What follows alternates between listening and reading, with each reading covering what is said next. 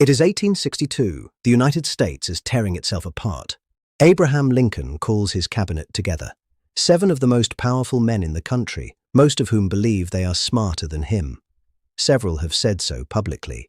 He sits at the head of the table, says nothing for a long moment, and then reads them a single passage from a humorist named Artemus Ward. It is absurd. Deliberately, almost aggressively absurd. His cabinet stares at him. One of them, Secretary of War Edwin Stanton, a man who had called Lincoln a long-armed ape in print, sits with his jaw locked, furious. Lincoln finishes reading, looks up, and then, into that rigid, disapproving silence, he places a single sheet of paper on the table and says, "Gentlemen, I have written something I wish to read to you." It was the Emancipation Proclamation. He had not asked for their opinions. He had not sought their approval. He had told them that the decision had already been made. He said almost nothing, and he changed history. Psychologists have a term for what Lincoln was doing in that cabinet room. They call it strategic reticence. Strategic reticence is not shyness. It is not awkwardness. It is the deliberate withholding of speech as an instrument of influence. Here is the social mechanism underneath it. Every conversation has what researchers call a talk ratio. Most people, when they feel uncertain, talk more. They fill silence. They use words as armor. High-status individuals do the opposite. In a social interaction, the person who needs the silence to end is the person with less power. High-status individuals do the opposite, not because they have less to say, but because they have internalized something that most people never consciously learn. This is not a modern insight. Aristotle wrote about it. Confucius structured entire teachings around it. In Renaissance Italy, it was called sprezzatura, a kind of studied carelessness that communicated that nothing in this room can destabilize me. What changed in the 20th century is that we began to confuse communication with performance. We started to believe that the person making the most noise was the person with the most authority.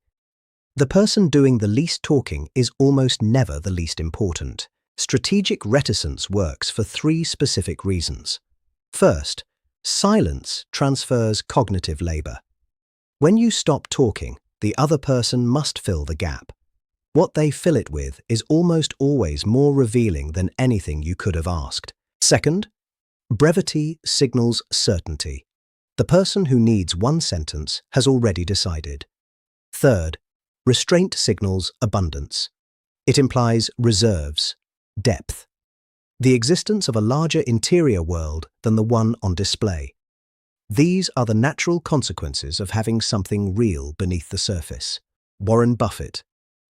Every year, the most anticipated document in global finance is a single letter, written in plain English, by a man who, for most of the year, says almost nothing publicly.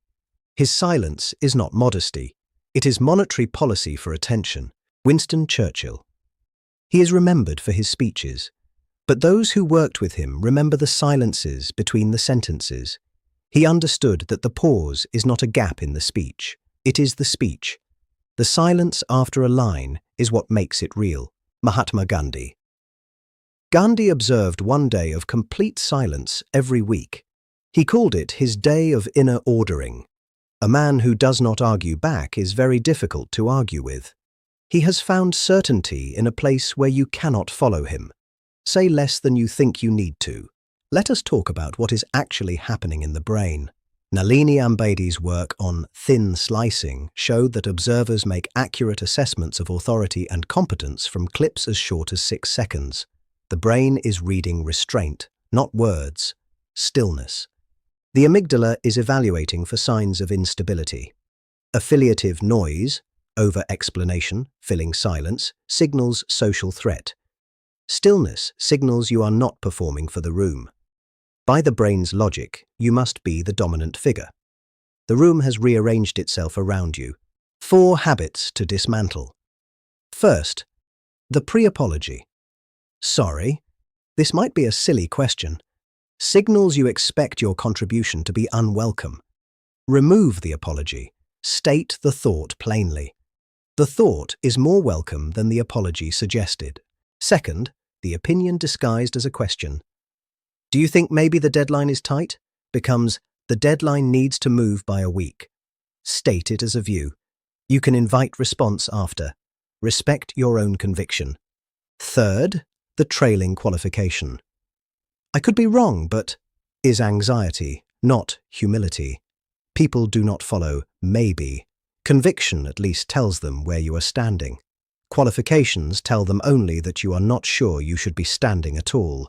Fourth, the verbal filler. It serves to hold the floor while you think, but it signals you don't trust the silence. The replacement is a breath and a pause. Hold the silence. It will feel long. It will not be long. And what comes out of it will be cleaner, more precise, and more worth hearing. Robert Greene's law of controlled silence. The person who speaks too much is making themselves legible. A person who is entirely legible is a person who can be anticipated, managed, or bored of. Mystery is a byproduct of depth. Depth cannot coexist with the compulsion to be fully known. Selective silence is a form of self-respect. The quiet conviction that not every room deserves your full interior. Some of what you think and feel and know is yours, not for performance, not for approval, simply yours.